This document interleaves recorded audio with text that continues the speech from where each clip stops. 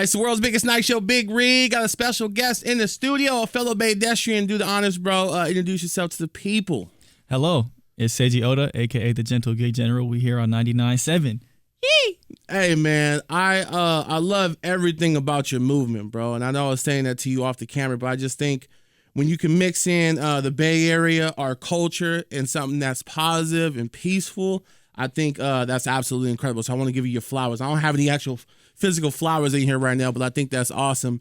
And I think people should acknowledge that and show you some love. Thank you. I appreciate that very much, man. Yeah. So how long have you been making music? How long you been in the lab cooking up? We definitely grew up doing music. My dad was a musician, so I was in bands growing up. Like I played bass guitar. Really started recording music middle school, high school, and then it was up from there. Just keep going, right? Just keep grinding. Yes. And like over like the last year, probably 2 years, like you started to break through, and like, you know, I think one of the things about you that I think is dope is you're super consistent. Like you're consistent, and the energy is unmatched. I don't see anybody with the same energy as you. Even if someone tries to mimic it or anything like that, they still can't hit that point. What's the experience been like for you as you begin to break through on social media and more people started to consume your music? Man, it's been such a big change for me. I feel like the consistency comes from, I don't know, that Bay Area kind of like out the trunk mentality. I think for looking up and listening to like artists like 40 or Neff or, you know, like Larry June, for example, like they put out so much music. Like the catalog is like, the consistency is the most important thing. For me, I feel like in the new age of social media, it's like, how can we stay consistent, but with a specific thing? Like I'm not gonna put out this much music, but I'm gonna put out one song that I really believe in and just like be on heads with that one. Like you're gonna hear this song. I don't care, you know, I'm gonna keep posting it until you hear it really. So that's been the journey and the approach to it. So it's been working so far, man, and very grateful. Yeah. You mentioned Larry June, you mentioned Neff, you mentioned 40. And like I said before we started this, you're gonna get some cliche questions from me because this is our first time having a conversation. Yeah. You feel me? But like, who are some of the people that you feel like shaped the artist you are today, like the influences in your life? Good question for sure. I mean, I think off top, Smack Dre is like the one. Like you can't. You absolutely. Just, you hear it. I feel like that's my goat. Dre for sure. Definitely listened to like Hieroglyphics, Social Mischief growing up. I feel like they influenced me a lot in like the sound of the music, the kind of like jazzy. They were the first ones to me that I saw, like they had a music video out in nature, you know, the 93 Till Infinity video. I was like, who's doing rap videos in the Redwoods? You feel me? Yeah. So I feel like that always inspired me a lot. And I think my production style, like when it comes to making beats, Dilla, Nujabes, I love Monte Booker. That's really on both sides of it. Like I like the Hyphy, but also the kind of like jazzy lo-fi kind of stuff. Absolutely. And I feel like the people enjoy it too, and they just enjoy your approach to, you know, Bay music and like how different it is. Because when you hear Hyphy, the first thing you think of is, you know, people on top of their car going dumb, having a good time. Obviously, there's different sides of Hyphy. There's that side, the party vibe, and then there's also the very over the top aggressive side, which we don't like to really highlight because everyone else can highlight that stuff in their own time, different things like that. But, you know, when you hear Hyphy, but then you see the way you're doing it, it's completely different. What influenced that wave for you? I know you mentioned the artist, but like what made you think like, because have you done music like that the whole time? Nah, it was for sure a journey for me. I feel like, I mean, we know like Hyphy can mean a lot of different things. I feel like colloquially, like the way that people use it is often, it can be bad. Like the connotation of it is like Hyphy, like over like aggressive, like you said, like it can be a bad thing. But I feel like when you heard Dre say, he was like, I'm feeling good, I'm Hyphy. His face, it was always like a feeling good. It was always like a positive thing. And so I feel like I want to just continue to show that the positive side of that, because I feel like the Bay is so unique. So we got to show different sides of it. You feel me? I think it's like people are saying like, oh, you're mixing the Bay with the positivity, but it's like the Bay is positive. That's like a big part of our, I feel like our just culture in general. Like people are very like politically aware. People are very like just tapped in with themselves. And I think that's like something that doesn't get shown a lot. So For sure. Yeah. Absolutely. I feel like we get a bad rap a lot because a lot of people like to highlight the negative, you know, and with these different people who come into the region, like that whole situation with Keith Lee and how he, even though this was like a year ago, he was here, you had to jump on Club Shay Shay and start talking crazy. So now more people are focused on what people consider the negative. But at the same time, the Bay is a beautiful place.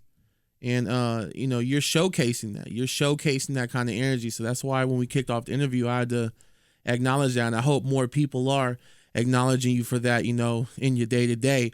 For the artists that you've, I know you've had a chance to work with some artists locally. Not sure how many, but I know recently you had the video Peaceful 2, right? Peaceful Squared. Is that how you refer to it? Yes, yeah. For sure. Dropped with the LaRussell. Peaceful sequel. The sequel, which I thought was fire, by the way. Y'all was up in the, were you up in the hills, in the Oakland Hills? Yep, yeah, in the Redwoods. For sure. I recognize it. Hell yeah.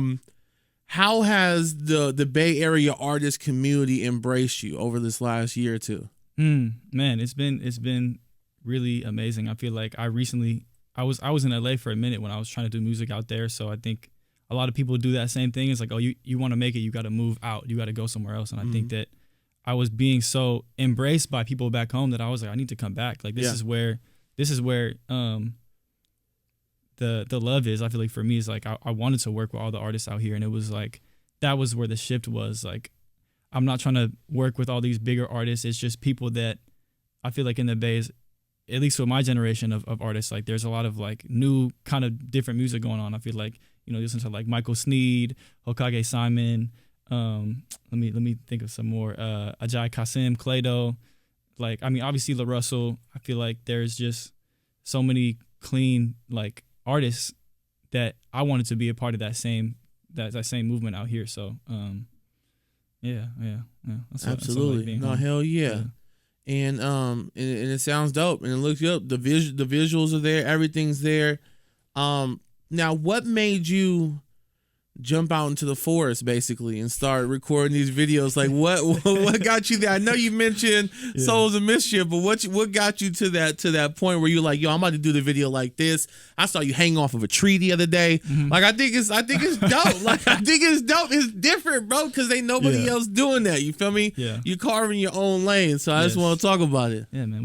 We gig anywhere, you know, anywhere in the world. I feel like it was just, honestly, that was what I was just already doing. Like if I'm out in nature and I'm feeling good, like I'm just gonna kind of do that. So I think people ask me a lot, like, how do you find your niche? How do you find your lane when it comes to making like visual content? And I feel like for me, it was just like, here's something I already like doing, and I know I'm not gonna get tired of it because I like being out in nature. I like just being in those kinds of places. So I knew that I could do this every day if I wanted to, and I would never get tired of it. So yeah, man, I like being in nature. So that's really where it came from. Just Hell being yeah. out there, yeah.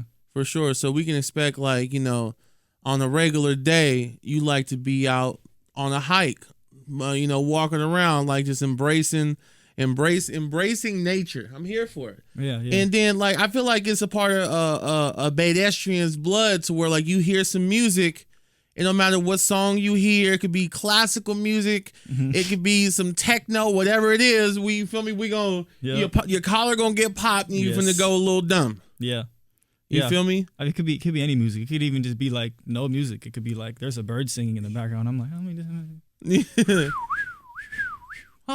you know? Yeah, absolutely. Yeah. I see your shirt. Your shirt looks dope, bro. Oh yes. Talk about the vibes. Good Bogo on me, Tom Bogo. Shout out Tommy Bogo. Yeah, he did this collection as like a. Let me get the whole. I don't know if you can see it in the camera, but. Oh yeah, that's like I know that clip.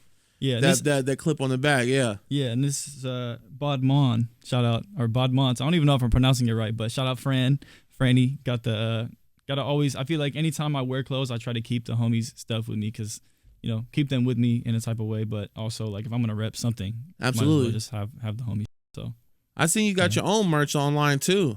Yes, yeah, we actually are dropping merch tonight. So by the time this comes out, it'll be some up new stuff. You know me brand.com. Okay, I love it, man. So we got music out right now. People have heard, they've seen the videos. What do you like? Are you currently working on another project? You got some stuff, you know, cooking in the kitchen? What can we look for? I mean, the year's about to wrap. So, I mean, you dropping merch tonight. So, I don't know if you got some more music coming before the end of the year. You're super consistent. So, I mean, an album might drop tomorrow. So, I don't know. Yes, yeah. So, I mean, we got a show this December the 20th in Berkeley at the Cornerstone. That's like the big thing we're gearing up for, is doing that live show. And then top of the year, I'm going to continue working on this album. I'm trying to have it be like early March is the goal for that project. But before then, I got hella singles that I'm going to drop for the project. So yeah, just doing a lot of collaborations. This next project for me is like, I'm trying to collaborate a lot more. I think when I'm in my creative process, a lot of time I'm working by myself. So up until this point, most of my music has been just me. Like, I'm producing. I'm not doing a lot of features with other people. So for this one, I felt like because there are so many people tapping in because of the, visibility, and I wanted to just like both work with artists that I really want to, that I have the access to now, and then also highlight a bunch of the homies that like I really with and I want to like showcase their art to the world. So yeah. Absolutely. And as far as the visibility with the artists, I've seen a lot of artists repost your content. Have you had a chance to, tap in with them as well, and, other than show appreciation, but try possibly get them on those projects as well?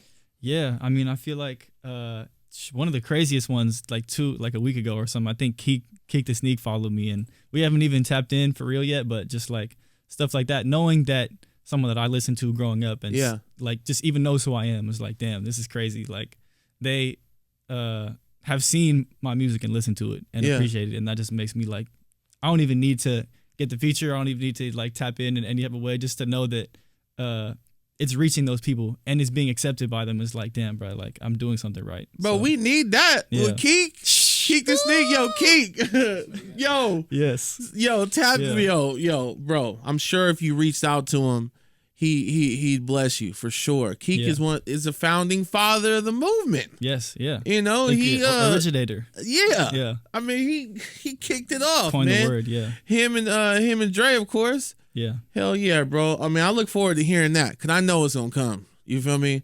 I mean, I think that's super dope. That has, I mean, as a fellow Baydeshian, you feel me? That's top tier. I remember the first time I got a chance to interview Mr. Fab, someone who I grew up idolizing. Yes. And now you got someone that you grew up idolizing, you feel me, hitting that follow button. That has to mean a lot, man. That's lit, bro. Yeah. Congrats on that. I mean, all these other celebrities can repost it, which is cool, which is dope. But Keek come through, hell right. yeah. Yeah. That's I think the thing that means the most to me too. Like I felt like I could get, it could be, I don't even know, Justin Bieber or somebody or whoever. Yeah. And I'm like, this is cool. This is great. It helps. I'm not mad. Like you can help out. But when it's like someone like Fab taps in, and we got to tap in. We did some music. I have one of our songs came out. The way that happened was crazy too, because the first time I had met him, I was linking up with his manager, Gary Archer, and he was just like, yeah, just come to the studio, chop it up. Fab just happened to be there, and so we met, and I think, he had seen one of my videos or something, and he was like, oh yeah, you're the one dude that does this. And so I just played him a song, and he was like, he got on it right then and there, recorded the verse in like 5 minutes, and was like, yeah, drop it, nephew, whenever you want to. So I just feel like that to me is it's just like love. Like I feel like in the Bay, people are so willing to just give and just be part of what you're doing and just be like, yeah, cool, let's do it from there. So hell yeah, man. Hell yeah. Both of them you just mentioned, Gary has been very instrumental in the reason why I'm here today. Fab too. So both of them have been really dope people. I love the fact that they continue to, rock with the people in our area. They've been doing it for a long time. So to see them connect with you is dope. And Mr. Fab, when it comes to Hyphy and just that movement, come on, man.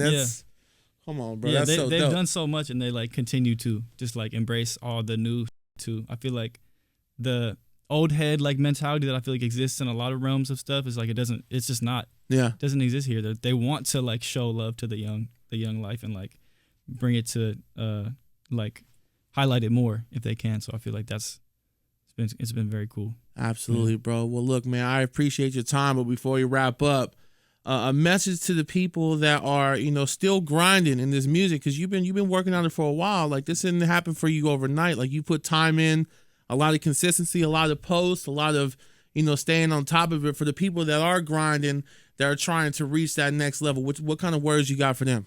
Man, I feel like my journey has just came from steady focus and not trying to do too much, like knowing when you need to rest, when you need to like not work. Like you can't force a creative process. So I feel like just taking your time and being consistent, but not like, oh, I have to work at this every day and I can't stop. You know, I'm not Kanye, 34 beats, whatever, like 8 beats a day for 3 summers. Like, it's like, I feel like for me, it's just knowing that, trusting that creative process and being like, I'm just going to keep on working. I'm going to keep putting paint on the page and then see. I know that if I keep on doing that, then people will eventually resonate with it. So yeah, man, Sure. if you're doing this music and you love it, just keep on doing it and do that for yourself and not for anybody else. Hell yeah, man. Well, Seiji, bro, I appreciate you. Yes, sir. Yeah, man. My guy. Yeah, one time. Yeah.